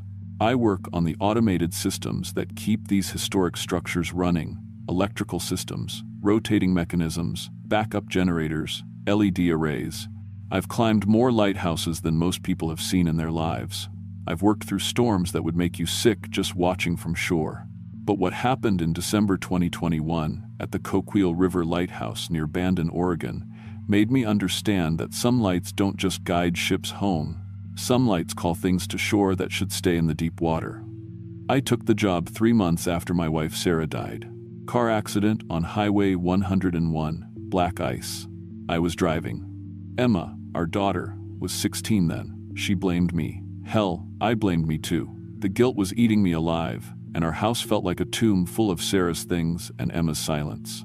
When the position opened up at Coquille River, I jumped at it. The pay was good enough to cover Emma's therapy sessions and start saving for her college fund.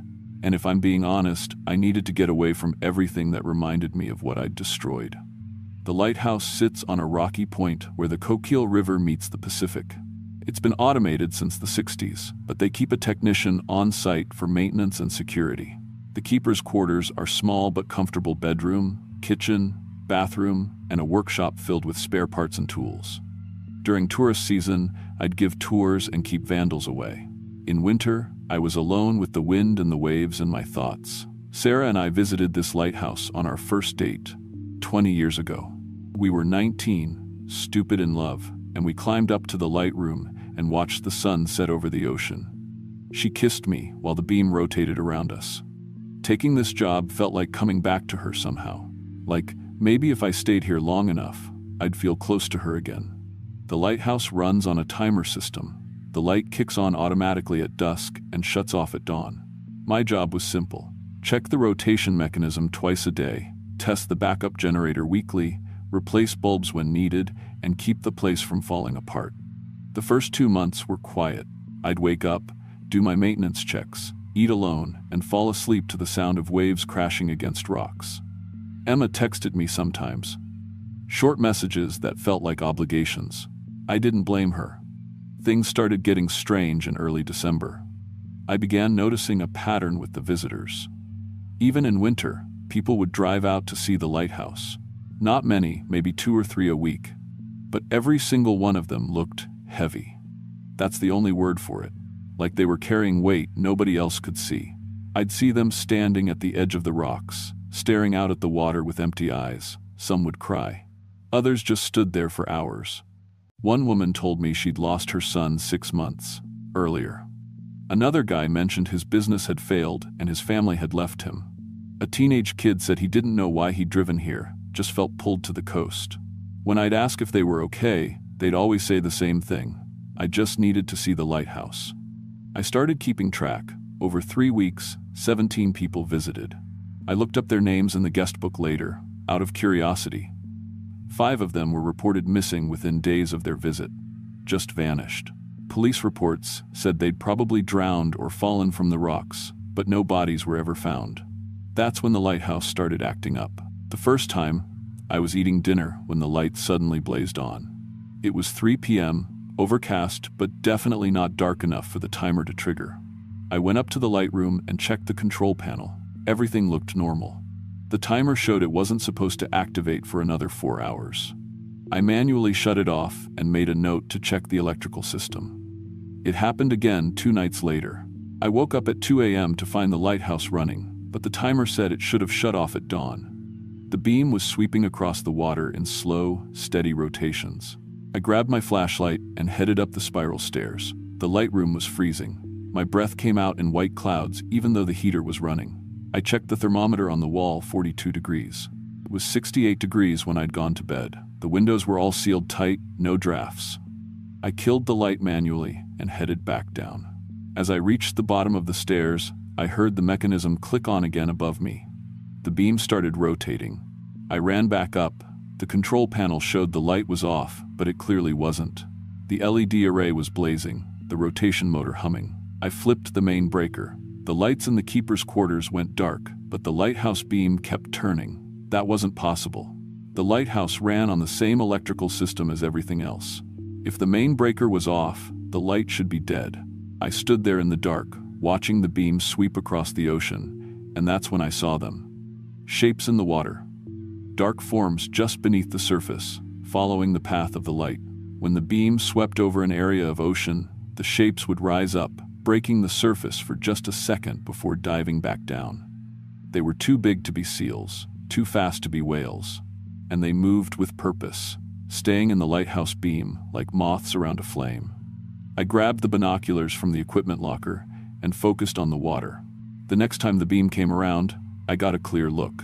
They had bodies like eels but thicker, with massive heads that looked almost human. Their skin was slick and black, reflecting the lighthouse beam in shimmering patterns. They had eyes, dozens of them, clustered around their skulls like barnacles, and their mouths. Christ, their mouths opened wide enough to swallow a person whole, filled with rows of needle teeth. I dropped the binoculars and ran. Back in the keeper's quarters, I called my supervisor. Voicemail. I called the Coast Guard. They said they'd send someone in the morning to check the electrical system. I called Emma, but hung up before she answered. What would I even say? I didn't sleep that night. I sat in the kitchen with every light in the house on, listening to the lighthouse beam rotate above me. Click, hum, over and over. In the morning, I searched the lighthouse's archives. Every keeper keeps logs. It's part of the job. I found journals dating back to 1896, stored in plastic bins in the basement. Most were boring maintenance records and weather observations, but some of the older ones had strange entries. Keeper Henry Sutter, 1903. The light draws them again. 3 visitors today, all bearing the weight of grief. By nightfall, 2 had walked into the sea. I tried to stop them, but they would not listen. The feeders were waiting. Keeper Sarah Chen, 1947, spoke with old fishermen today. He calls them Baktak. Says his grandfather's tribe had stories about guilt-eaters that lived in the deep. They feed on sorrow. The lighthouse brings the sorrowful, and the Baktak take them. I asked why he still fishes these waters. He said, they only want the ones who are already drowning inside. Keeper Robert Morrison, 1982, tried to disable the light. They appeared anyway. The lighthouse isn't creating them, it's calling them. Or they're calling through it. I don't know anymore. What I do know is that every person who stands at these rocks with guilt in their heart will hear the ocean whisper. Some of them will listen. I slammed the journal shut. My hands were shaking. The Coast Guard technician arrived that afternoon. Nice guy named Marcus. He spent 3 hours checking every system and couldn't find anything wrong. The timer worked perfectly. The electrical system was fine. He suggested maybe I'd been sleepwalking and imagined the malfunctions. I didn't mention the creatures. He would have thought I was crazy. That night, during a storm, the lighthouse activated again. I watched from the keeper's quarters as the beam swept across water turned wild by wind. The Baktak were everywhere, dozens of them, rising and falling in the waves. They were bigger than I'd thought, some of them 20 feet long at least. And then I felt it, a pull, deep in my chest, like a hook behind my ribs. The guilt I'd been carrying since Sarah died suddenly felt unbearable, crushing. I walked outside without meaning to, drawn toward the rocks. The wind was screaming. Rain hit my face like needles. I could barely see the edge of the cliff, but I kept walking toward it. The lighthouse beam swept over me, and I heard something. Not a voice. Exactly. More like a feeling that had words. Let go. The water will take the weight. Let go. I was 10 feet from the edge when I saw her. Sarah, standing in the rain, wearing the blue jacket she'd died in. She smiled at me, the same smile from our first date, and reached out her hand. "Tom," she said, "come here. Come to me. We can be together again." I took a step forward. The ocean was so loud. The creatures were singing beneath the waves, a sound like wails, but deeper, sadder. The lighthouse beam swept across Sarah, and for just a second, I saw her clearly.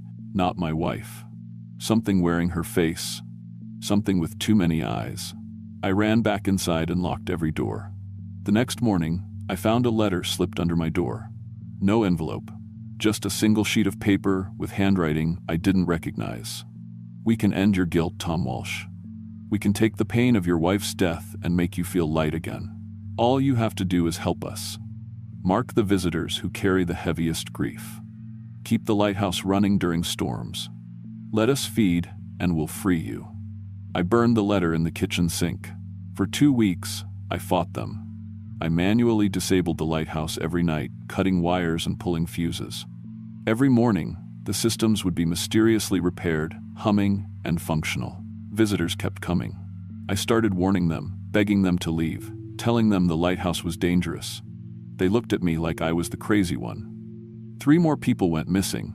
The Baktak appeared in my dreams. They showed me visions of my life without guilt, without the crushing weight of Sarah's death. They showed me Emma forgiving me, smiling at me again. They offered me peace. But the price was helping them hunt.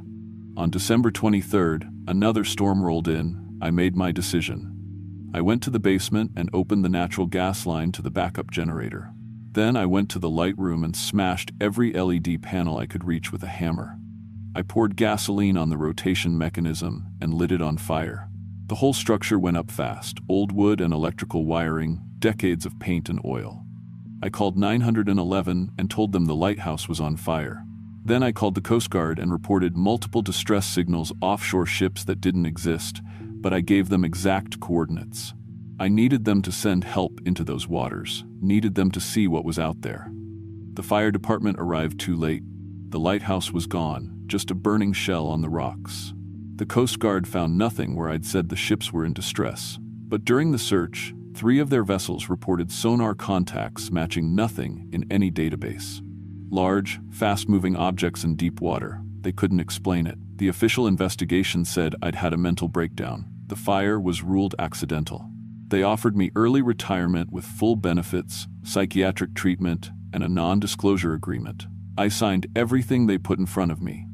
But here's what they don't know. 5 ships wrecked on those rocks that night without the lighthouse to guide them. 7 people died. 7 real people with families and futures. I saved everyone who might have been lured by the Baktak, but I killed 7 innocents in the process. I moved back home to Emma. She's in college now, studying marine biology. We talk more. Sometimes she even smiles at me. The guilt about Sarah hasn't gone away. The Baktak were lying about that. But I carry it myself now, the way I'm supposed to. It's my weight to bear. Sometimes I dream about the lighthouse. In my dreams, it's still standing, still rotating. And the Baktak are still down there in the deep water, still hungry, still singing their sad songs to the guilty and the grieving. And sometimes I wonder if I really destroyed them, or if I just made them move down the coast to the next lighthouse, to the next keeper, to the next person carrying weight they can't put down. If you work on the Oregon coast, if you maintain lighthouses or live near the ocean, listen to me. If your light starts running on its own, if you see shapes following the beam, if visitors come bearing heavy grief, get out. Don't try to fight them. Don't make deals with them. And whatever you do, don't let them show you the people you've lost. That's not your loved one standing in the rain. That's something wearing their face, something that feeds on the guilt you can't let go. I learned that the hard way. I just hope I learned it soon enough.